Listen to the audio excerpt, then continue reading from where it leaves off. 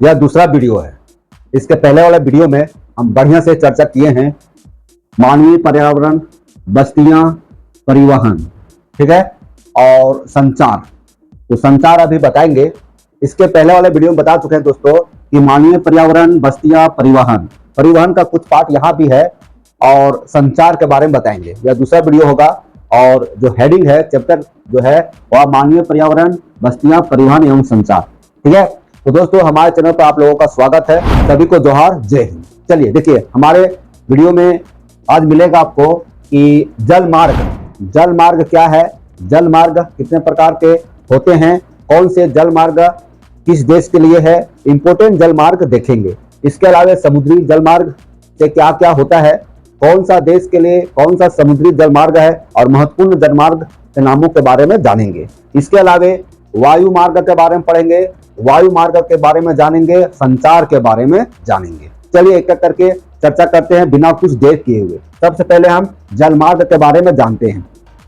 नाम से जैसे समझ में आ रहा है, जल मार्ग, जल मार्ग, जल में मार्ग, ठीक है, जल पर रास्ता, ऐसा होता है। तो दोस्तों जल मार्ग क्या है तो समझिए, समुद्र, महासागर, है ना, इसी में जल मार्ग होता है। तो देखेंगे भारी एवं बड़े आकार के सामानों को अधिक दूरी तक ढोने के लिए जल मार्ग सबसे सस्ता साधन होता है ना। भारी से भारी सामान, ठीक है, उसको ढोने के लिए, बहुत दूरी तक ले जाने के लिए सबसे सस्ता साधन के रूप में जल मार्ग का प्रयोग किया जाता है। ठीक है, और यह जो जल मार्ग है दोस्तों वह दो तरह से होता है। कितना बोलेंगे, अंतर्देशीय जल मार्ग और दूसरा बोलेंगे समुद्री जल मार्ग। अब जानेंगे अंतर्देशीय जल मार्ग क्या होता है। अंतर्देशीय जल मार्ग के अंतर्गत कौन कौन से देश का अंतर्देशीय जल मार्ग है, इंपोर्टेंट, और दूसरा है समुद्री जल मार्ग। चलिए पहला है अंतर्देशीय जल मार्ग। देखिए, नौ परिवहन योग्य नदियों एवं झीलों का उपयोग अंतर्देशीय जल मार्ग के लिए होता है। ठीक है, अब देखेंगे दूसरा है समुद्री जल मार्ग। तो समुद्री एवं महासागरीय मार्गों का उपयोग सामान्यतः व्यापारिक माल एवं सामान को एक देश से दूसरे देश में पहुंचाने के लिए होता है। देखिए, एक देश से दूसरे देश में पहुंचाने के लिए होता है किसका, समुद्री जल मार्ग का प्रयोग। जब हम निर्यात करते हैं और कुछ वस्तुओं को हम आयात करते हैं, ठीक है, तो उसमें जो रास्ता होता है, जिस रास्ते से वह निर्यात और आयात होता है वह समुद्री जल मार्ग होता है। ठीक है, एक देश से दूसरे देश में वस्तुओं को ले जाने और ले आने का काम समुद्री जल मार्ग के द्वारा होता है। इसमें व्यापारिक माल, व्यापारिक माल का मतलब क्या हुआ कि हम कोई चीज का सौदा करते हैं, कुछ वस्तुओं का हम लेते हैं, खरीदते हैं और कुछ वस्तुओं को हम बेचते हैं। तो व्यापारिक ये सौदा हो रहा है, व्यापारिक माल आदान प्रदान हो रहा है, तो ये कहलाएगा व्यापारिक माल। सामान को एक देश से दूसरे देश में पहुंचाने के लिए होता है समुद्री जल मार्ग का प्रयोग। ठीक है, समुद्री जल मार्ग बंदरगाहों से जुड़े होते हैं। समुद्री जल मार्ग बंदरगाहों से जुड़े होते हैं। समुद्री जहाजें जब आती है तो वो समुद्र के किनारे रुकती है, उसी को बोलते हैं बंदरगाह। उस जगह को क्या बोलेंगे, बंदरगाह। ठीक है, तो समुद्री मार्ग बंदरगाहों से जुड़े होते हैं। जिस प्रकार हवाई जहाज जहां रुकती है उस जगह को क्या बोलते हैं, हवाई अड्डा बोलते हैं, है ना।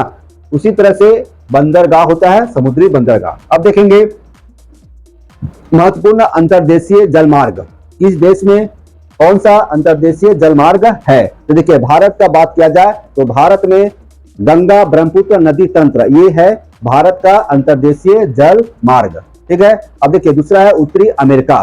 तो उत्तरी अमेरिका का महत्वपूर्ण जल मार्ग क्या है, महान झील। क्या है दोस्तों, महान झील। उसी तरह से अफ्रीका है, तो अफ्रीका का अंतर्देशीय जल मार्ग क्या हो जाएगा, नील नदी।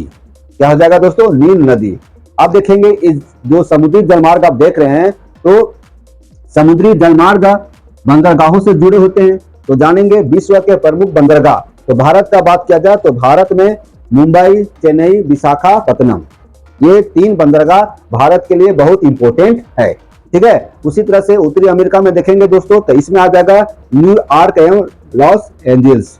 उसी तरह से दक्षिणी अमेरिका में देखेंगे तो रियो डी जेनेरिया। उसी तरह से अफ्रीका में देखिए तो यह है डरबन, है ना। डरबन कहाँ है, अफ्रीका में। डरबन अफ्रीका का महत्वपूर्ण बंदरगाह है। ऑस्ट्रेलिया का सिडनी महत्वपूर्ण बंदरगाह है, यूरोप का लंदन महत्वपूर्ण बंदरगाह है। ये रहा विश्व के प्रमुख बंदरगाह, ये रहा विश्व के अंतरराष्ट्रीय जल मार्ग। ठीक है, अब देखिए कुछ उदाहरण बताए हम। अब आगे जाते हैं वायु मार्ग। वायु मार्ग क्या होता है? ऊपर से उड़कर जाना। तो वायु मार्ग समझ रहे हैं? तो इसमें क्या होता है कि बहुत दूरी हम आसानी से कम समय में यात्रा कर लेते हैं। बहुत दूरी का यात्रा हम कम समय में वायु मार्ग के माध्यम से कर लेते हैं। और इसमें क्या होता है? ईंधन के चलते वायुयान की यात्रा बहुत महंगा होती है। तो कारण ये है कि जल्दी से पहुंच जाएंगे, है ना। और क्या कारण है कि उसका जो ईंधन है वो ज्यादा महंगा है। इसके कारण उसका जो खर्च होता है वो पैसेंजर पर ही बांट दिया जाता है। इसके अलावा उसका देख रेख तरह तरह का और सारे खर्च इसी में जुड़ा रहता है, इसलिए उसकी यात्रा का महंगा पड़ता है। परिवहन का सबसे तीव्र साधन होता है वायु मार्ग। परिवहन का सबसे तीव्र साधन, सबसे तेज साधन, है ना। बहुत कम समय में बहुत दूरी की यात्रा हो जाता है। अब देखिए सर्वाधिक महंगा भी कहता है, महंगा तो है ही, है ना। जब जो जिसका उपयोग जिस तरह से होगा वो तो उसका कॉस्ट भी वैसी होगा। देखिए संकटकालीन स्थिति में, है ना, जब विपरीत स्थिति आता है, संकटकालीन स्थिति आता है, कुछ देश में समस्याएं हो जाती है, कोई लोग फंस जाते हैं, कुछ विकट स्थिति आती है, तो वैसे स्थिति में लोगों को बचाने के लिए, दवाई भोजन पहुंचाने के लिए, है ना, जल पहुंचाने के लिए वायु मार्ग का प्रयोग किया जाता है। इसमें से हेलीकॉप्टर का प्रयोग ज्यादा होता है ना, हेलीकॉप्टर का प्रयोग होता है। ये सब जो है संकटकालीन स्थिति में लोगों को बचाने के लिए हेलीकॉप्टर का प्रयोग किया जाता है। ये समझ गए दोस्तों। अब देखिए संचार मतलब क्या होता है कि आप कहीं दूसरे जगह से दूसरे जगह के लोगों से बात कर रहे हैं, ये भी संचार का साधन हुआ। मतलब मोबाइल से आप जो बात कर रहे हैं, संचार के साधन से ही ऐसी बात हो रही है। इसके अलावा देखते हैं कि कोई देश में मैच हो रहा है और घर बैठे हम लाइव देखते हैं, तो ये भी संचार के साधन का काम है। इस तरह से संचार का साधन अनेकों नेक आज हमारे जीवन से जुड़ गए हैं, जिसमें से मोबाइल ही देख लीजिए, है ना। घर बैठे मोबाइल से कितना काम हो जाती है, घर बैठे डेटा से, नेट से बहुत सारे काम हो जाती है। तो देखेंगे ये संचार है। तो संचार हमारे जीवन को बदल कर रख दिया है।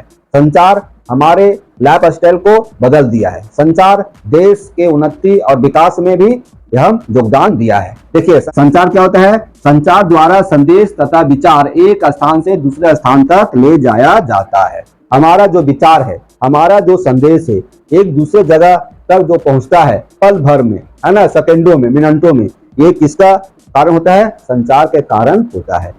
संचार की जरूरत जैसे सूचना प्रदान करने के लिए होता है। इसके अलावा मनोरंजन के लिए, मनोरंजन में आप क्या देखते हैं? टीवी देखते हैं, लैपटॉप देखते हैं, मोबाइल में कुछ वीडियो देखते हैं, ये मनोरंजन के लिए। इसके अलावा और इसका वृहद प्रयोग होता है। संचार का प्रयोग वृहद रूप से किया जाता है, विभिन्न हर विभाग में किया जाता है। छोटा से छोटा काम से लेकर बड़े से बड़े कामों में संचार का प्रयोग किया जाता है, जो हमारे जीवन से एकदम जुड़ा होता है ना। हर ऑफिस में आपका नेटवर्क से काम होता है,